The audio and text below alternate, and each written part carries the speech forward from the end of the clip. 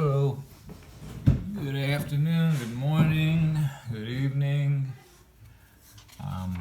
For today's lesson, I think it's going to hopefully be a little shorter. We're tearing out pages 237 and 238. If we start on 238, it'll be a little, I'll show you what to do on the other side. So we're going to start with number 1 on 238. It says use the horizontal bar graph, write an is greater than statement. So it wants you to compare two pieces of information. So looking at the title, we're comparing really, we're showing with the graph awards we earned. Hal has 9. That's, I think, Jory or Rory has 4, Kari has 2, and Pat has 5. Now, as we're looking at this, if it wants a greater than, we're going to choose an amount that is larger than another. So we can start with Pat has a greater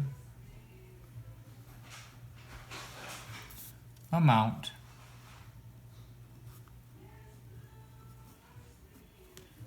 of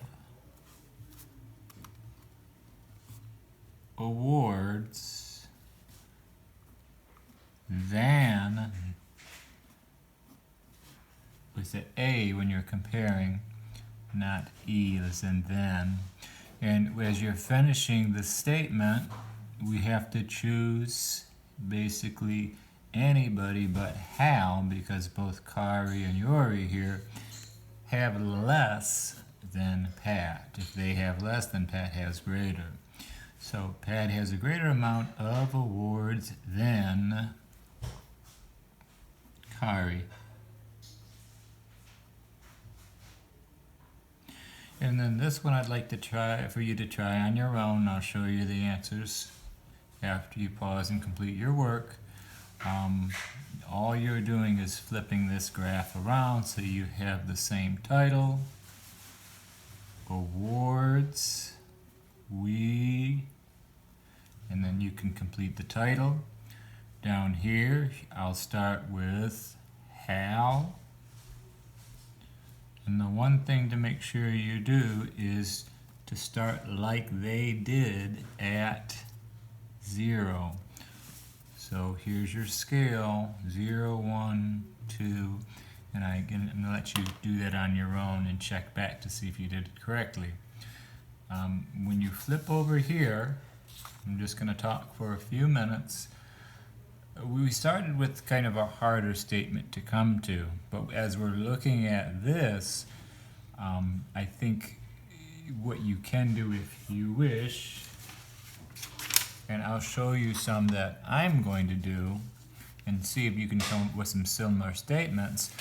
But what can we say about this information in this graph? What is the data showing? So for this one, coins in my collection, there's a bunch of different statements that I could say. Those statements could also be questions that would kind of have the same information. For example, who had the most coins, or what country were most of the coins from? And then you would look at what had the greatest amount, and that would be United States. So as opposed to doing questions, though, it's a little easier probably just to do statements. So one statement I could do would be United States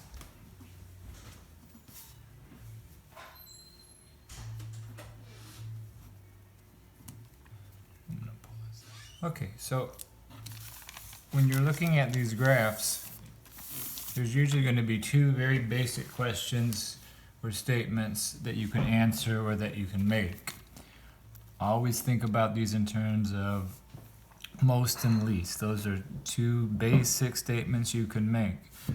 In this case, most coins are from, which bar goes over the most would be to 10, United States.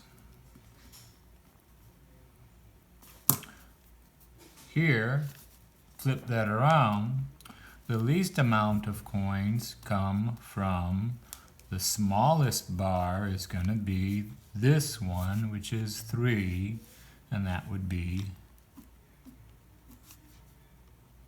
India.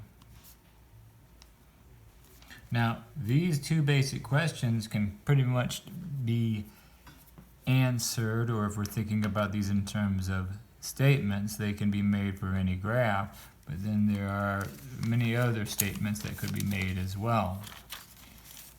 If you were to count the total number of coins, then you could tell how many coins are in his collection. We have 10 plus 4 is 14. 14 plus 8 would be 22. Plus 4 would be 26.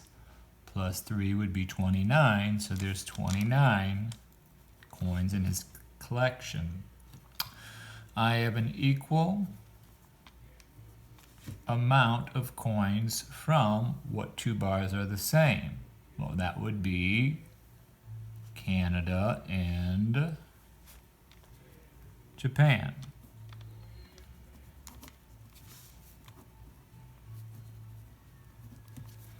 Okay, and then I have two more coins from the United States then, so now you're getting into those compare, which are a little bit trickier, but I have two more in the United States. Well, the United States is 10. 10 is two more than what? So you think about 10 minus 2 would be 8. Which bar goes to 8? The one from Mexico.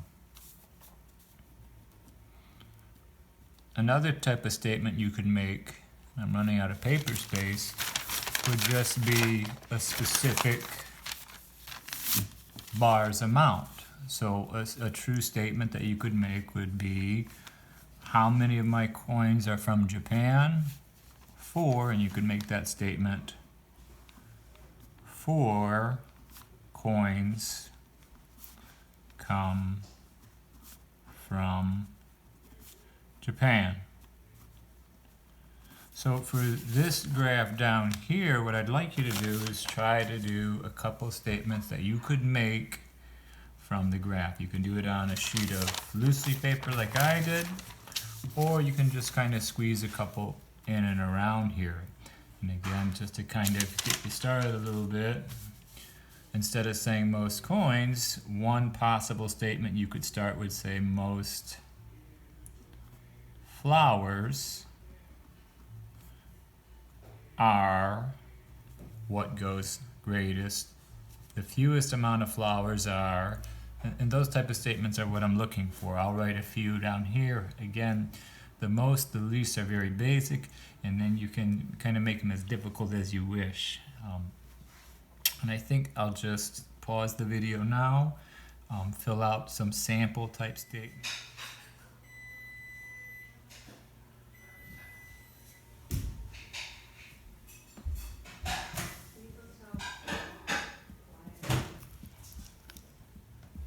Okay, so I'm going to start on page 238, and again, all you're doing basically is taking this horizontal bar graph and trying to do a vertical bar graph. Vertical goes up and down. So Hal still has to go to 9, so he goes to 9. Yuri still has to go to 4, so we run him up to 4. Kari has to go to 2, he goes up to 2. Pat has to go up to 5, he goes up to 5. Now, you could have done different colors with these. You could have made these wider or skinnier. Really, the idea behind making a graph is just to have a visual representation of information or data. As you look here, the important things that a graph has to have are going to be your title and your scale. Okay, and then the information. On the other side, again, you did not have to write all of these. You might have only done one or two, but these are the ones I came up with in a few minutes. Most flowers are violets. The fewest amount of flowers are lilies. 8 flowers are violets. So you could make a statement like that for each of these. And then as I got further down the line here, I was making more difficult statements. There are 3 more tulips than lilies. There are 4 less daisies than violets. And then the last thing I did, and you can write all over your work, would just be to figure out the total number of flowers. And if I added all these together, that would be 28. So that's math for today. Have a good weekend.